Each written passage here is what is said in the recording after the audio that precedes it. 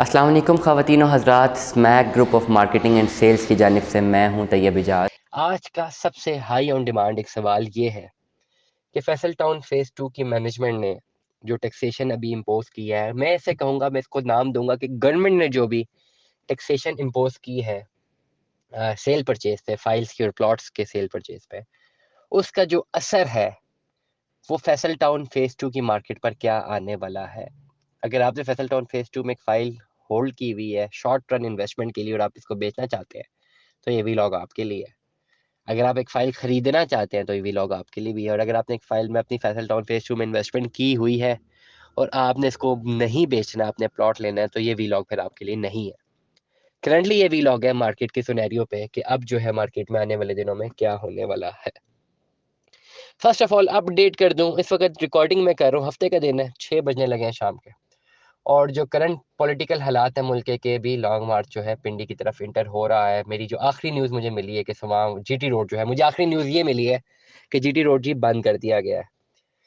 अब आने वाले टाइम पे अगर ये लॉन्ग मार्च मजीद पिंडी में आता है, इस्लामाबाद में आता है, तो कल परसों या अगले हफ्ते तक सस्टेन करता है और लोग ज़्यादा होते हैं, मैं अगेन बात करूंगा, मैं कोई पॉलिटिकल व्यू यहाँ पे नहीं दे रहा, मैं एक रियलिटी बता रहा हूँ कि यह होने के बाद इम्पैक्ट क्या पड़ेगा मार्केट में, क्या इम्पैक्ट पड़ेगा। दो तीन फैक्टर्स बता रहा हूँ ना कि मार्केट में अब क्या इम्पैक्ट पड़ने वाला। लेट सपोज लॉन्ग मार्च है, एहतजाज है, धरना है, इस्लामाबाद में, पिंडी में, कहीं पर भी होता है, कोई एक बड़ी शाहराह बंद हो जाती है तो पूरा जो शहर है, जुड़वा शहर हॉस्टेज हो जाते हैं। जो लोग पिंडी इस्लामाबाद के गिरदोनवा में रहते हैं उनको पता है, खाली फैजाबाद बंद हो जाए ना तो दोनों शहर जो है ना हॉस्टेज हो जाते हैं। और सुबह से लेकर 7-8 बजे से लेकर रात 11 बजे तक आपको ब्लॉकेज नजर आती है ना, आप कहीं बाहर निकल सकते हैं, पूरे शहर ब्लॉक हो जाते हैं। आप जिन लोगों ने नौकरियों पे जाना होता है, वापस आना होता है, वो फंस जाते होते हैं। मैं एक जनरल बात कर रहा हूँ। अब जब ऐसी कोई सिचुएशन होती है तो क्या सबसे बड़ा इम्पैक्ट आता है, मैंने पहले भी अपने व्लॉग में बताया कि ऐसे जब भी कुछ होगा इम्पैक्ट क्या आएगा आपका, कि आपका कारोबार डिस्टर्ब होगा।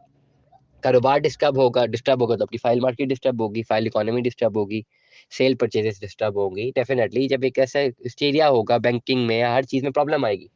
तो ये एक सबसे बड़ा इंडिकेटर है जो कि आपका इम्पैक्ट डालने वाला है, number one. Number two, Faisal town या गवर्नमेंट ने अभी जो टैक्सेशन इम्पोज की है, ये टैक्सेशन जो है ये हाईली फ्रेंडली है उन लोगों के लिए जिन्होंने अपना प्लॉट ग्रैब करना है, और हाईली अनफ्रेंडली है या हाईली ब्रूटल है उन लोगों के लिए जिन्होंने शॉर्ट टर्म बेनिफिट्स के लिए फाइल्स को परचेज किया हुआ था। लेट सपोज किसी ने 6 लाख रुपए अपनी इन्वेस्टमेंट की हुई है फाइल में, और उन्होंने ये जहन में था उनके कि उन्होंने आगे फाइल बेच देनी है। 6 लाख रुपए इन्वेस्ट किया आज से 1 महीना पहले, उनको किसी ने बताया कि 2 महीने बाद ये 4 लाख पे फायदे में चली जाएगी। उन्होंने 6 लाख इन्वेस्टमेंट इसलिए की कि 4 लाख ऐसे फायदा होगा, लेकिन जब उन्होंने इन्वेस्टमेंट करने के बाद, मैं तो पहले से अपने व्लॉग से रहा था, शायद बाद में मेरा व्लॉग सुना है, मुतअद्दिद मैंने व्लॉग्स किए हैं जिसमें मैंने बताया कि 4 लाख प्रॉफिट नहीं होगा, 2 लाख भी प्रॉफिट नहीं होगा, ऐसा नहीं होगा। हाँ, अगर प्रॉफिट हुआ भी तो 40-50 हज़ार रुपया होगा, और अगर आपने बेचना है तो आप फौरन इसको बेचते हैं। नंबर वन, ठीक हो गया। अब उन लोगों के लिए एक प्रॉब्लम है। पहला इंडिकेटर, मार्केट में इश्यूज आ रहे हैं। दूसरा इंडिकेटर ये है कि अब इम्पोस्ट जो टैक्सेस इम्पोज हो गए हैं। अब किसी ने 6 लाख रुपए अपना इन्वेस्ट किया हुआ है, अब उसको अगर बेचना है तो पहले 30-40 हज़ार रुपये टैक्स जमा करवाना है, फिर बेच पाएगा। मतलब जो कॉस्ट हो गई उनकी 6 लाख 30-40 हज़ार रुपये। लेट सपोज बात करते हैं कि जी उन्होंने किसी डिस्काउंट में अपनी इन्वेस्टमेंट की है। लेट सपोज चलो 30-40 हज़ार रुपये का डिस्काउंट ले लिया था। वो जो 30-40 हज़ार रुपये का डिस्काउंट लिया था, अब वो उनको गले पड़ गया कि उन्होंने टैक्स की मद में जमा करवाना है जब वो फाइल बेचेंगे। मतलब ये कि 6 लाख की इन्वेस्टमेंट उनकी स्टैटिक होगी, वहीं पर रुक गई। अब उस पर जो प्रॉफिट आना था वो तो आया नहीं।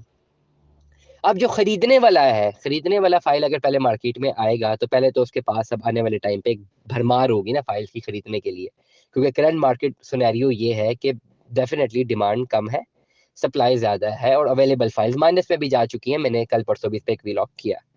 मतलब ये कि अब खरीदने वाले के पास अपॉर्चुनिटी ज्यादा है, बेचने वाला फंस गया।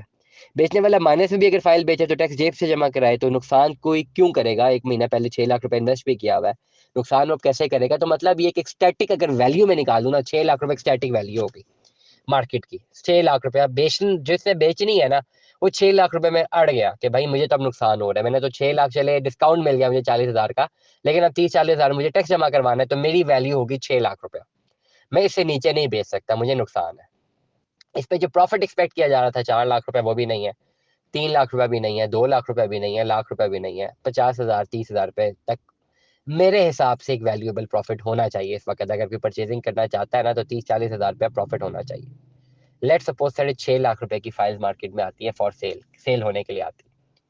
अब यहाँ पे पहला इंडिकेटर मैं अगेन बात करता हूँ, पहला इंडिकेटर है लॉन्ग मार्च का, दूसरा इंडिकेटर है टैक्सेशन का, तीसरा इंडिकेटर है ऑलरेडी मार्केट में डिमांड एंड सप्लाई डैमेज हुई हुई है, चौथा इंडिकेटर ये है कि अगर आपको पूरे दोनों शहर हॉस्टेज बन जाते हैं, आपकी ट्रैफिक जमा दमा खत्म हो जाता है, बैंकिंग ट्रांजेक्शन की प्रॉब्लम होती है, 6-7 प्रॉब्लम आपको इकट्ठे जनरेट हो जाते हैं, तो आपकी मार्केट में मंदी आ जाती है, और मंदी आने से आपका कस्टमर जो है, वॉक इन कस्टमर, वो आपका मार्केट में नहीं आता, वो मार्केट से निकल जाता है, तो सेलर ज्यादा हो जाते हैं, परचेजर कम हो जाते हैं।